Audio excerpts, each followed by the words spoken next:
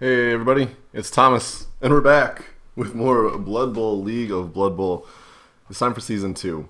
We've got like a third returning teams and coaches, including myself, which isn't too bad, but we've added four more people. We're doing a smaller number of teams this season. God, if this was a year long, that'd be crazy. Way too many games. We are doing a smaller number of teams this season, but in exchange, we are doing more games. So this should let some teams, like my Nurgle team last year, develop into something a little more interesting. So we're going to start things off kind of reviewing the teams, doing what we did last season, going through, talking about the teams and what we think of their builds, their strengths, their weaknesses, all those fun things. We'll start with my team. I'm playing Goblins this season, in part because it was suggested I play a less try-hardy team, which is not unreasonable. And Goblins are pretty fun, and you can do really well with them, even though they're technically a classic, goofy, stunty sort of team. They have a lot of power. I made a few decisions that may be a little regrettable, but we'll kind of start things off with the theme, HMO Goblins. I love this little like nurse goblin. I don't even know what's going on with this apothecary goblin, but it inspired me. So I made a bunch of medical-themed goblins, two dentists, a physical therapist, which is the big guy with the ball and chain, a vet doctor, which is the chainsaw, this eventual spot, which will be the bombardier. I haven't decided what kind of medical profession this will be. An NRP is a paramedic, which makes sense for a Pogor, and then a bunch of registered nurses for our throwaway goblins.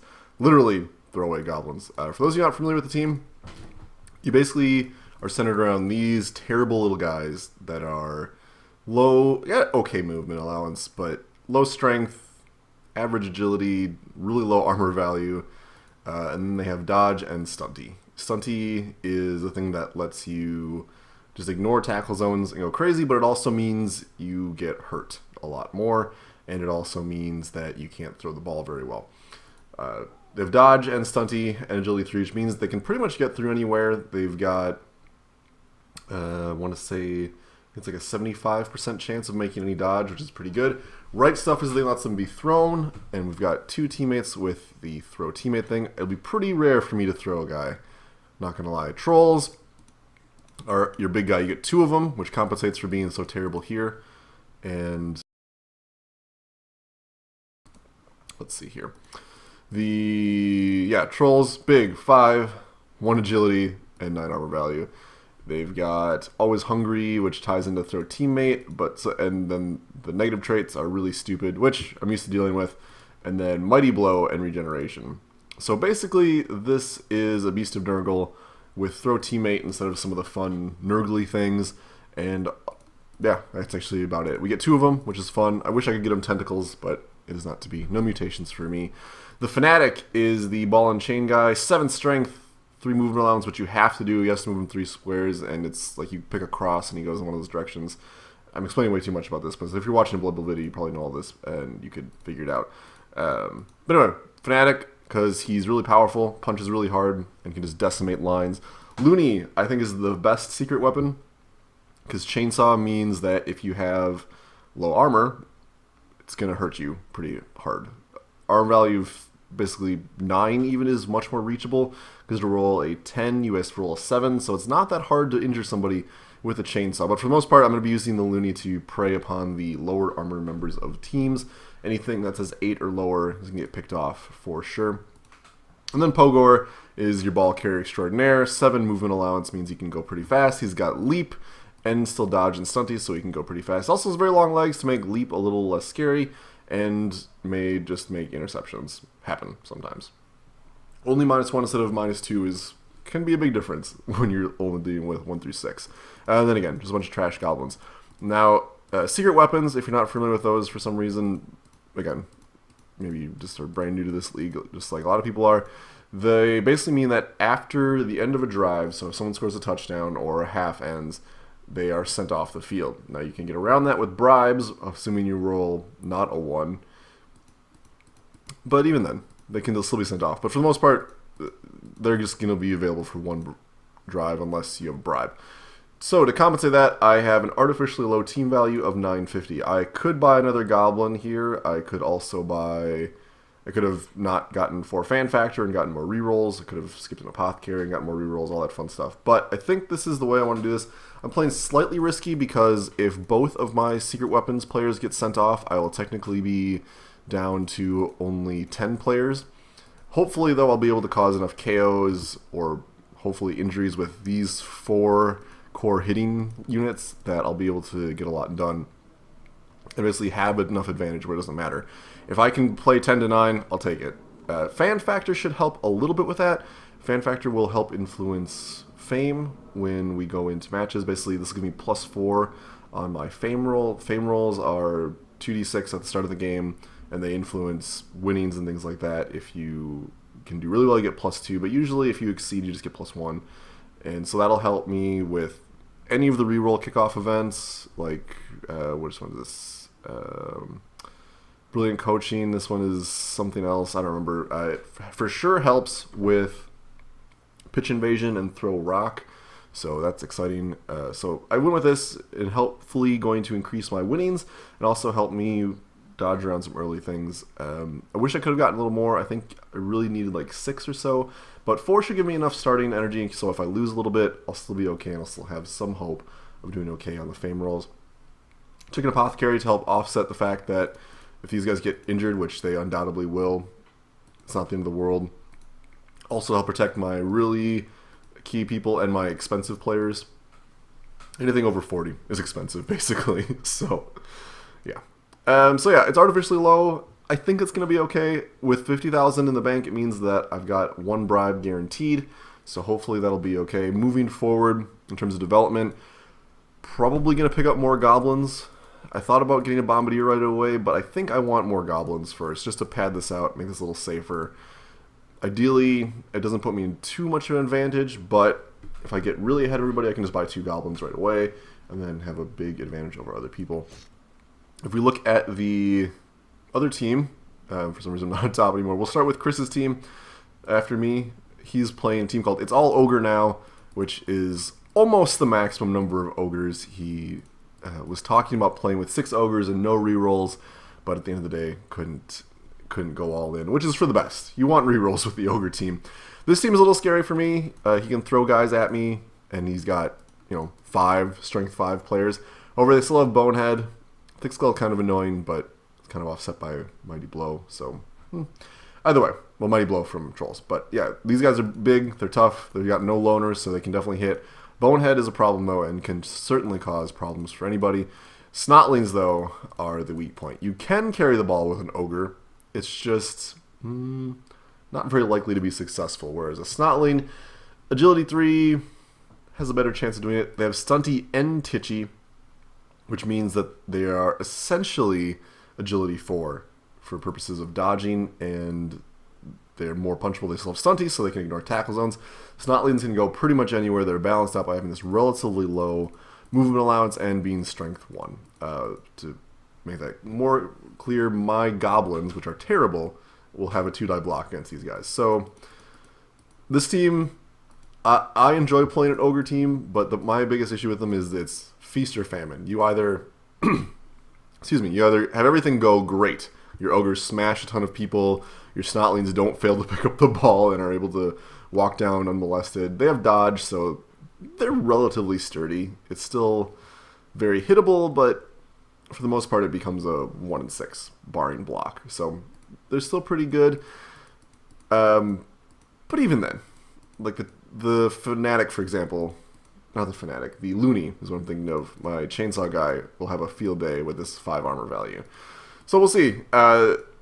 Certainly a fun team. Chris is certainly someone to pull off wacky stuff, so we'll see how he goes. I think he's probably going to want to get an apothecary if I had to pick something. Just because as these Snotlings level up, you're going to want to protect your important ones, even if they do only cost 20. And if your Ogre gets somehow injured, Thick Skull, 9 armor value, a little hard, but it can still happen. You're going to want to be able to have something to revive them, because these are your really expensive pieces. Like 2 rerolls worth at the start, 1 reroll after the fact. So I think an apothecary is probably what's going to be first on his list. From there, Maybe another reroll. 3 rerolls wouldn't hurt. More Snotlings, and probably waiting for that 6th Ogre. Because why not play with 6 Ogres if you're going to play an Ogre team? Next team is Grey Duck. Grey Duck is playing Skaven, which is a little scary. Playing kind of a unorthodox Skaven team, which is Packers themed, if you can't tell, because you don't pay attention to American football. But she's got the Rat Ogre, which is not something that's always taken, but I think is definitely a good call in this league. The reason I say that is that just looking at the Ogre team, from what we've seen so far, we've got a Goblin team and an Ogre team. If you looked at the screen for longer than that, you'll see what else is on there. But just looking at those two teams, you already can tell we've got a relatively weak bench. Yeah, the Ogres are strong, but for the most part, the Goblins are pretty weak, and having a 1-5 strength piece will definitely help what is otherwise a very weak team. Prehensile Tail will also help screw over dodging, which is good. Frenzy Mighty Blow, also not to be underestimated, so that's pretty cool. Gutter Runners, she's got 3. 3 Gutter Runners are... I think that's a pretty safe number. You really can get away with 2, but 3 opens up a lot of possibilities. You can have 1 in back, you can have 1 way downfield, you kind of support each other. 2 Storm Vermin, I think, is a non-negotiable thing, because block is huge, and 8 armor value. And then filling it up with linemen. 3 rerolls should be enough to see her through any problems that the blocks don't quite work out, or for some reason your Gutter Runners can't do everything.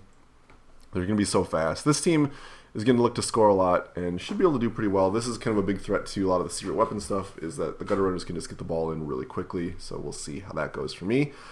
3 rerolls is, like I said, a good number. No Apothecary, which is a little risky considering how fragile this team is, but at level 1, no one's that important.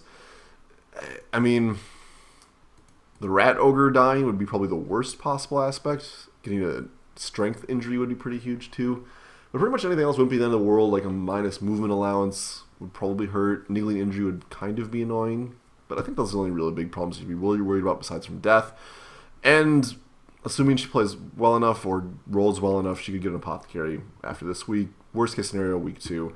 An Apothecary is definitely going to be the first thing that this team is going to want to pick up.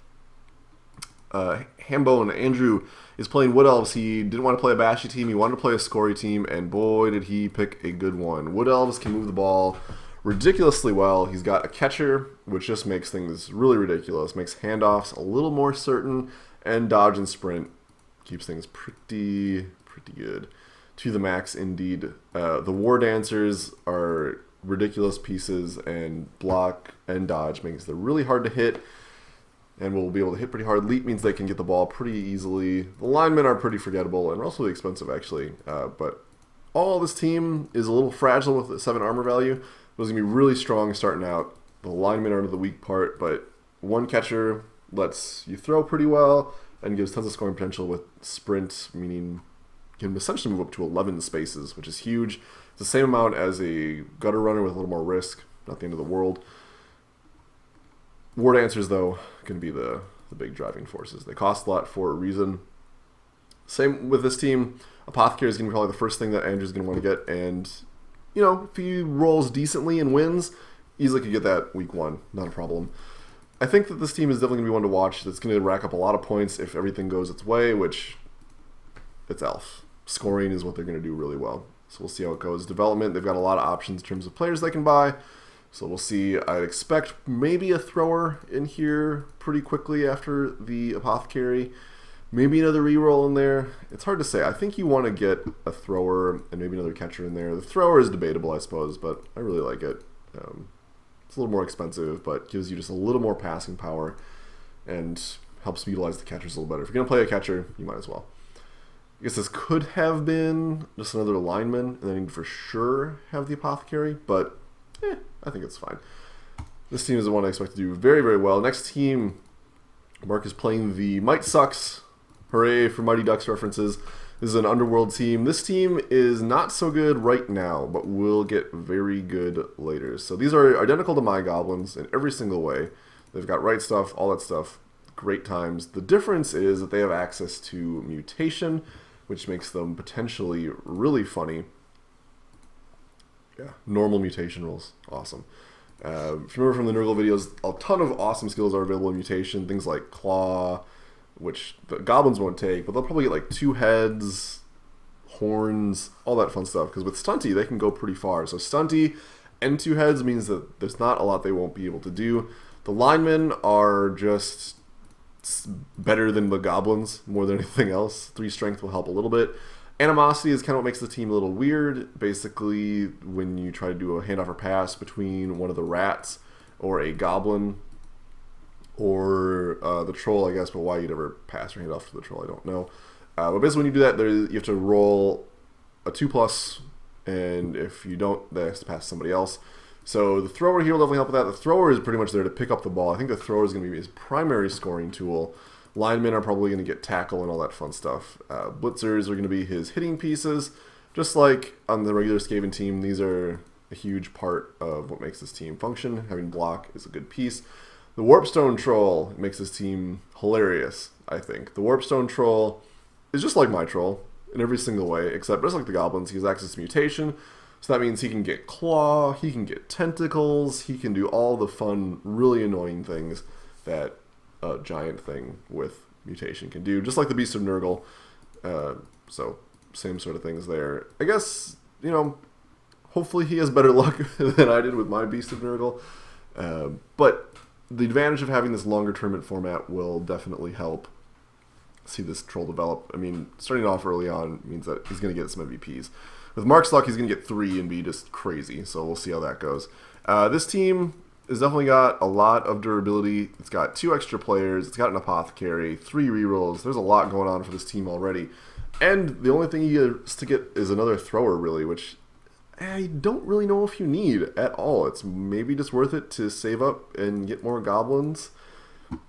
It's kind of the nice part about this team is you don't really have to buy much of anything. You basically rely on replacement players as you need to, and given the 7 armor value, that's probably not a bad idea. But still, he's got an apothecary to help mitigate that. I don't expect Mark to do super well early on. This is definitely a sleeper carry type team. But as things progress, as long as things don't go horrible, it should be going pretty well. Next up is Upanax's Chaos team. I know what you're thinking. What is with this league and Chaos players and no rerolls? We asked him. He said he didn't want one. He kind of goofed and forgot to get them, but says he wants to stick with it. To be fair, this team has a lot going for it as well. It's the bashiest team overall, I would say. Horns makes the Beastman very good. Having all 4 Chaos Warriors means that it's going to be tons of blocks all over the place. 3 agility, not a bad thing either. It means that these guys have more level up opportunities. And he has the Minotaur, which with Horns and Frenzy means that he can tackle the other big team's 5 strength pieces, which is a pretty big element, honestly. And Wild Animal, probably by far the least terrible of all the negative traits. Maybe Take Root. That's debatable, though. Take Root's pretty awful. Either way, Wild Animal's pretty manageable and can be really good. Mighty Blow, Horns, Frenzy, definitely a good piece to pick up. And can do a ton of damage even with the relatively low movement allowance. So he's got an apothecary, which will help keep his expensive pieces alive. He's got some cheerleaders and assistant coaches, which I think is just, well, I've got 40,000 left, so let's buy some stuff. This might actually work out okay. I think I would have preferred having him do a 2-2 here, but he'll for sure win a brilliant coaching thing at this point. Basically, if he gets lucky on his kickoff events, he will have a reroll a half or so, or whatever, which may be all he needs, considering that he's going to have 2 dice blocks against pretty much everybody at this point. This is definitely the bashiest team in the league, which is kind of funny because last season they weren't at all. They were kind of average in terms of raw bashy power, but there's a lot going on for this team. Moving forward, I would recommend saving up for rerolls, but he could just go ham and fill out his roster too. Who knows? 3 agility can still move the ball pretty okay, and he's got access to mutations, so he could definitely set up one of his beastmen to be a ball carrier, just like the Pestigers from my team last year. If we look at Pants Commander's team, I was like, no one else is going to play Goblins. I was wrong. Pants Commander played Goblins, and he went with a slightly different route than I did. This team is very similar to mine in that it's got the big hitting pieces, but he also has the Bombardier, and he also has the rest of the Goblins. This means that if his guys get sent off, he doesn't really care because he can just fill out the Goblins. The downside is he would just have a bunch of Goblins. He's got no Apothecary, which means that if something bad happens to these guys, he'll have to replace them. The Trolls are kind of the only ones you really care about with that, but 9 armor value regeneration should be okay in terms of that. He also has 2 cheerleaders and 2 assistant coaches, which means that only having 2 rerolls isn't the end of the world, assuming kickoff events goes his way. I don't know which of us has the better build here. I think the fan factor thing is definitely something that is not a great idea for me. I like it, but I'm not sure if it's a great idea. I feel like he could have easily cut one of these goblins and maybe gotten a third reroll on Apothecary instead, but this team will definitely be just fine. I think an Apothecary is definitely going to be the first purchase he's going to want to make. It's not like he cares about buying more players. Yeah. Like I said, it's kind of a different way to approach making the team. The fan factor thing is maybe my big mistake, but he won't have any bribes starting off. He probably will moving forward, though, so we'll see what happens. But it's kind of funny to have only 8 players in a league and have 2 people playing the same thing. But they're very different teams, so I'm excited to see where we go. And if we look at the last team here, it is Sidwell76X with 11 Maids of Milking, another Amazon team. This Amazon team, though, I feel is much stronger. It's much better built overall. All 4 blitzers is huge. Block and dodge, like we talked about, is really good. Having 4 pieces that can do it is even better. He's got a thrower and 2 catchers, which means he's got a relatively good scoring potential. Picking up the ball is going to be the biggest problem. I think getting sure hands on this thrower is going to be key. But he also has 4 rerolls, so that should help a little bit. He's got 4 line women, so that should help just have enough pieces, so he's all in there. But even then, he's only got 4. It's not; these are just fillers at this point. He could get another thrower, but I think at this point he's just going to build out line women. Beyond that, yeah, 4 rerolls is great. He doesn't need to get more. I mean, arguably he could have gotten an Apothecary and maybe another line woman or just fan factor or whatever. Doesn't really matter. He could have spent this 30K on this stuff too, but I think holding off is better because no matter what, after his first game, he will have the Apothecary. This is what I was talking about with, I don't remember which other team. Oh, Andrew's Wood Elf team, holding off on getting the catcher and then saving up for the Apothecary. So Sid will for sure have an Apothecary going to week 2. I think that's definitely going to be the best first purchase, and that'll make this team a lot scarier. Hopefully Sid has better luck than last season's Amazon team. He's in slightly better shape in that the league is less bashy overall, so that should help a little bit. And who knows, having block and dodge on 4 people will help a lot. And just dodge in general. So a couple of thoughts looking over the league. Like I said, not a very bashy league. We've got maybe 2 teams that I consider bashy up front. That's the Ogre team and the Chaos team. The Ogre team is kind of, I don't even know. They're all over the place. So what can I say? The Chaos team is definitely solid bashy, but it's held back by low rerolls. Otherwise, a lot of scoring teams. Skaven, Wood Elves, Amazons, basically scoring teams. I guess the Amazons are kind of more punchy teams, but they're still prone to scoring. They have a good scoring game. They're pretty dodgy and can move the ball pretty well. So we'll see. I'd consider them a scoring team overall. And then Underworld is kind of a weird team. They're essentially a scoring team at heart, but they need to develop a lot. So they're kind of going to play a weird mushiness at first, and then they'll probably define depending on what skills they get moving forward. The 2 Goblin teams are essentially, I guess, hitting teams in comparison to everybody else. So about split evenly between hitting teams and not hitting teams. But even then, 3 of these teams are 3 of the hitting teams are stunty, so they're just really dodgy for the most part. Tackle is going to be a huge skill to pick up. I'm sad that I don't have access to it on the Goblins. Ogres don't really either. Skavens do, Wood Elves do, Underworld kind of does, Chaos for sure does, and Amazons for sure do. So tackle is going to be a huge skill to pick up. I think you want to get that more than block in this league because there's so much dodge, and so many of the key scoring components have dodge that I think getting tackle is going to be absolutely huge. Yeah, I don't think there's any question about that. You want to get tackle on any player that can. Maybe prioritize kick first just because kick is so good, but even then, I think tackle is going to be so essential. My hope and dream that I would get a bribe is mostly accurate. Most of the teams have team value 1,000. Only the Wood Elf team and the Amazon team have less than that. So as long as I don't play them too early on, it shouldn't be a problem. I should still get a bribe. No big deal. Let's take a look at week 1. See how we go. Week 1, we've got Grey Duck playing Hambone. So this is Wood Elves versus Skaven. This is going to be a score fest. Depending on how everything goes, it could be an absolutely ridiculous score fest. Both of these teams can score really, really well. I think it's going to come down to who gets the kickoff toss, because receiving first is not a good idea for the most part, I think, in a high-scoring matchup. Because if the one team scores quickly, then that's it. The other team can probably easily get another touchdown. And as long as they are tied going into the second half, the team that is receiving the second half will have an advantage. That's not to say that receiving the ball first can't be a huge advantage, because that would give you more punching.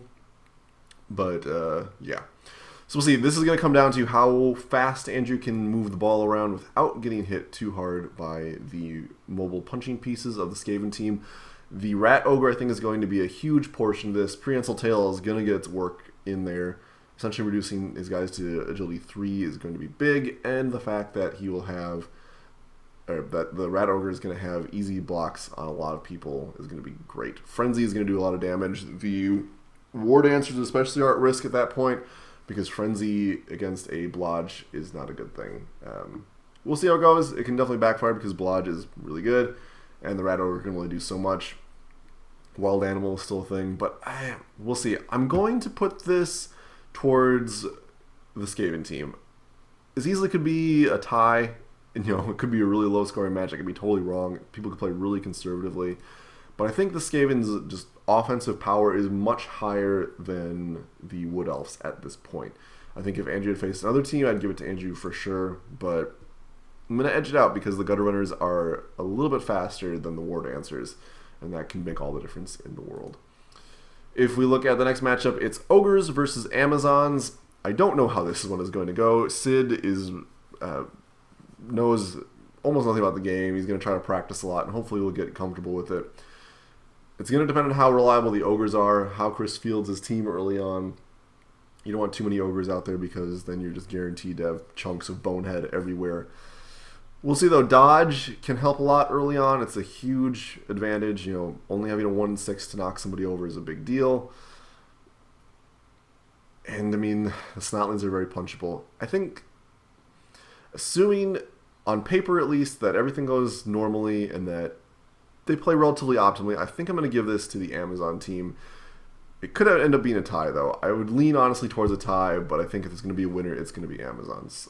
So, yeah, we'll say tie for this one, because the Ogre team's ability to move the ball is almost non-existent early on. This matchup is me versus Mark. Yes, Mark and I are playing week 1 again. This feels really like the correct thing to do.